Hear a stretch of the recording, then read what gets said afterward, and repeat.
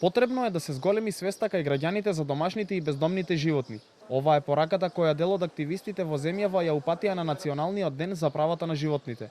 Дополнително според нив мора да има и промена во казнената политика, со цел да се спречи малтретирање и изживување врз животните.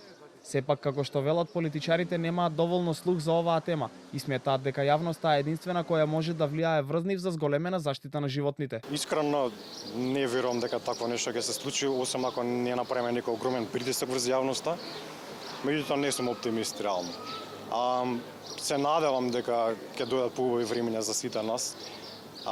Тие имаат многу големата моќ за да направат промени. На иста линија се и дел од граѓаните. Пред камерата на Канал 5 велат дека казните мора да се зголемат. На тој начин очекуваат да се крене и јавната свест за заштита на животните. Мислите дека треба да се покачат казните за оние кои малтретираат животни? Па, треба.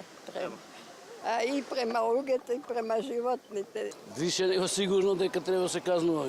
Ако не се сака казни, тоа е најважната работа.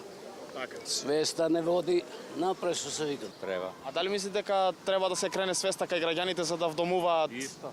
Исто. Да не се малтретираат животните, за казнена политика не знам како е, ама и луѓето се страдаат од живот.